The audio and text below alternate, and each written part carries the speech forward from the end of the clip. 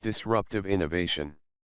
The concept of disruptive innovation was first coined by Professor Clayton M. Christensen in his research, How the Disk Drive Industry Evolved, and later published the same in his book named, The Innovator's Dilemma, in the year 1997.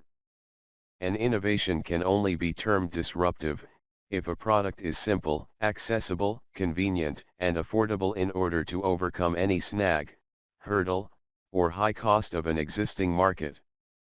Disruptive innovation always takes life in a specialized segment of a market that may first looks insignificant to the incumbent industries, but the disruptiveness of that innovation comes to force eventually when the product or idea completely redefines the industries. In short, a disruptive innovation at start provides a lower output in accordance with what the mainstream market has been demanding. At the same time, it offers some new and unique feature or performance attributes that can push the innovation in a different market. And eventually, when it improves at the same level with the incumbent performance parameters, it starts to displace the previous technology. The below chart from the document, What is Disruptive Innovation?, penned by Clayton M. Christensen, Michael Rayner, and Roy McDonald, illustrates the concept.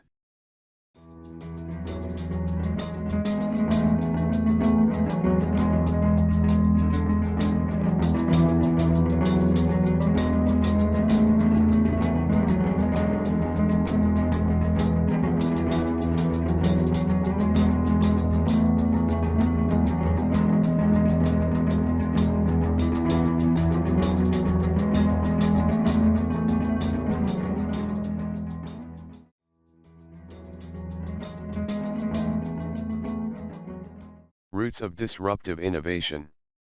Disruptive innovations are derived, in two scenarios of markets, where an established industry tend to overlook low-end footholds.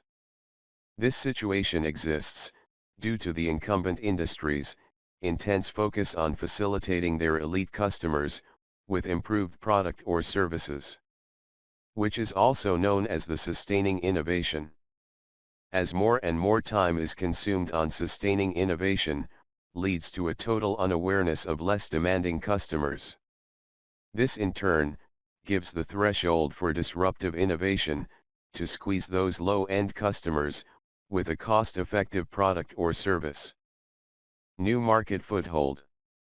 In this case, the disruptors are trying to create new market altogether, to turn non-consumers to consumers. Introduction of personal photocopier, to the mainstream Xerox photocopier, is an example.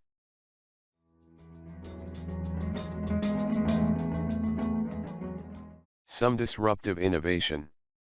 Some of the innovation, which are coined to be disruptive are, smartphone, cloud computing, virtual reality, Netflix, Tesla Motors, transistor radio, portable calculator, mini mills, and LCD TV.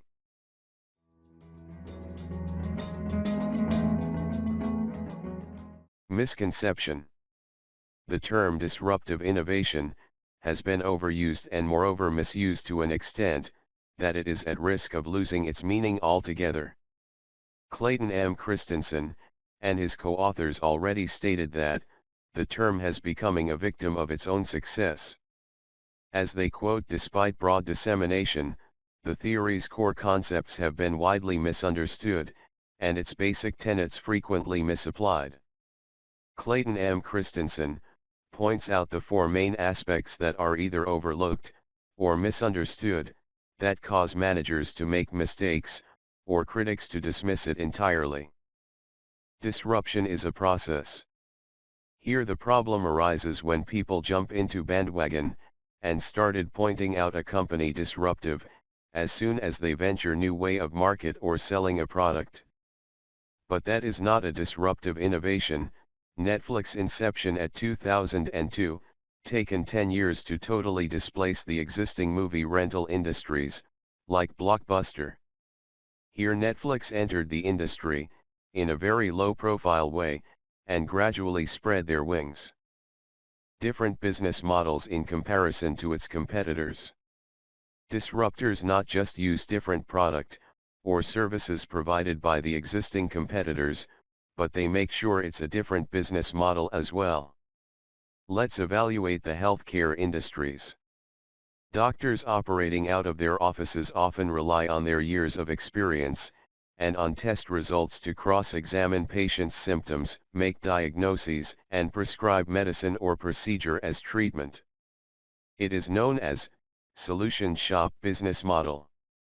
To the contrary, there are emerging numbers of convenient care clinics, practicing what they call a process business model. They follow standardized protocols to diagnose and treat a small but ever-increasing number of maladies. Disruptive innovation is not a recipe to success. Researchers and critics claim that many companies failed in the path of disruptive innovation. But the term disruptive innovation never termed it to be successful or guarantee success. Some may succeed, some may not. Clayton M. Christensen himself pointed out that it is intended to explain an approach to the competition. To disrupt or to be disrupted, a confusing predicament. Incumbent companies can keep an eye, but no need to respond to disruption if it is evolving. They should not go over the top by dismantling a viable business model. Instead, they should persist on to keep on strengthening the associations with existing customers through sustaining innovations.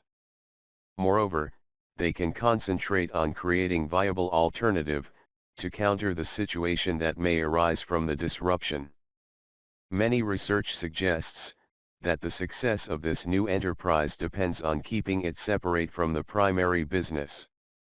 This means, the incumbent companies are best advised to manage two different business at the same time, only if it is threatened to be disrupted.